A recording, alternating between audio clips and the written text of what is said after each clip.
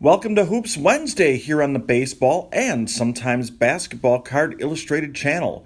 This is the one day a week Kevin, the diamond and free throw line king, and I, Bronko, the PSA 11, take a break from baseball and focus on basketball.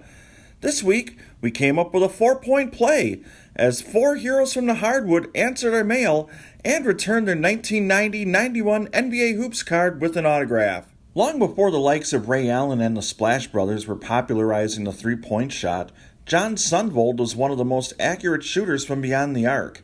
The 6'2" guard actually led the NBA in 1989 when he shot a then-record .521 from downtown as a member of the Miami Heat. He took fourth in that category the next year, behind Steve Kerr, when he sank trifectas at a .440 clip in 1990. Sundvold was a reserve for most of his career, netting 7.7 points per game and draining threes at a rate of .392 over the course of 9 NBA seasons with Seattle, San Antonio, and Miami.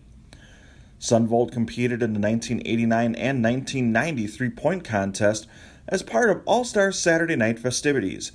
The '89 competition was a star-studded affair at the Summit in Houston, featuring top shooters such as Danny Ainge, Craig Hodges, and Reggie Miller, and it was ultimately won by Dale Ellis.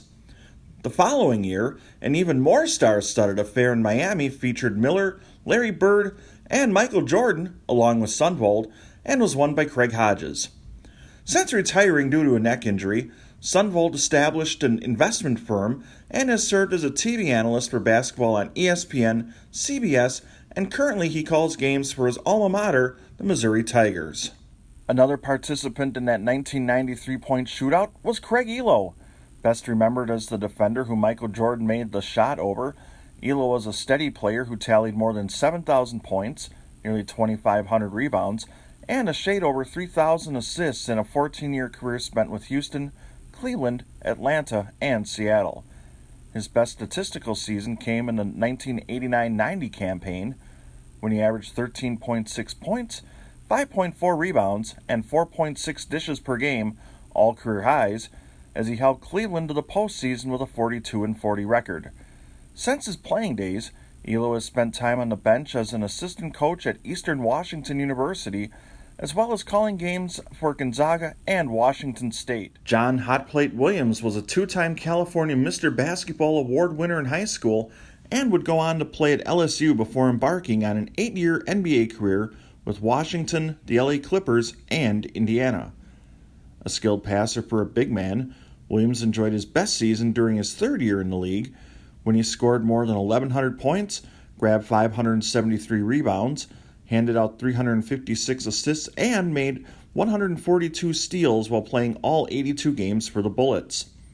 Unfortunately, an injury cut short his 1989-90 campaign, just as he was on the verge of breaking out as a star, when he averaged 18.2 points, 7.6 rebounds, and handed out 4.7 assists over 18 games, and he was never quite the same again as he battled weight issues and would start to bounce around the league.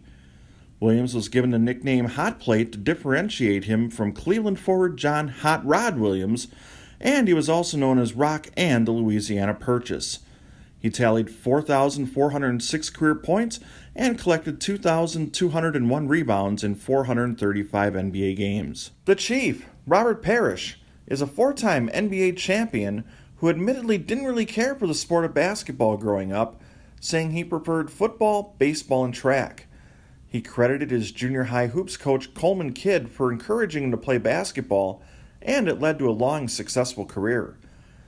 His rather famous jersey number, 00, also originated in junior high for a rather practical reason. It was the only jersey left when they were passing out uniforms. It obviously worked for Parrish, who would eventually have the number retired by the Boston Celtics after making 9 All-Star appearances and being named a member of the NBA's 50th anniversary team. Alongside greats such as Larry Bird, Kevin McHale, and a cast of Celtics legends, the Chief thrived on the parquet floor of Boston Garden as the team became a perennial championship contender throughout the 1980s. By the time he hung up his sneakers in 1997 after more than 1,600 games, the Chief had put up more than 23,000 points, collected close to 15,000 rebounds, blocked more than 2,000 shots, and cemented his eventual enshrinement in the Basketball Hall of Fame. Oddly, despite his nickname, which was bestowed upon him by former teammate Cedric Maxwell because of his stoic nature, one of my favorite memories of Parrish's career came in Game 5 of the 1987 Eastern Conference Finals against Detroit, when he dropped Bill Laimbeer with a series of punches to the face after battling for a rebound. Few basketball fans could blame him for that reaction, and the Chief wasn't even called for a foul or ejected from the game for that series of flagrant forearms. The Celtics would eventually win that game, the famous one where Larry Bird stole an inbound pass and fed it to Dennis Johnson for the winning layup, and took the series in 7 games. It was the first and only time I ever lost my composure during a game, Parrish said during a 2016 interview. Thank you for checking out this edition of Through the Mail Hoops Wednesday. We hope you enjoyed this video and encourage you to subscribe to our channel. Give this video a thumbs up and leave a comment down below. For Kevin, the Diamond and Free Throw Line King, our graphics guru Dylan, and on behalf of John Sundvold, Craig Elo, Hot Plate Williams, and the Chief, Robert Parrish, I'm Bronko, the PSA 11. You've been watching the Baseball and sometimes Basketball Card Illustrated channel.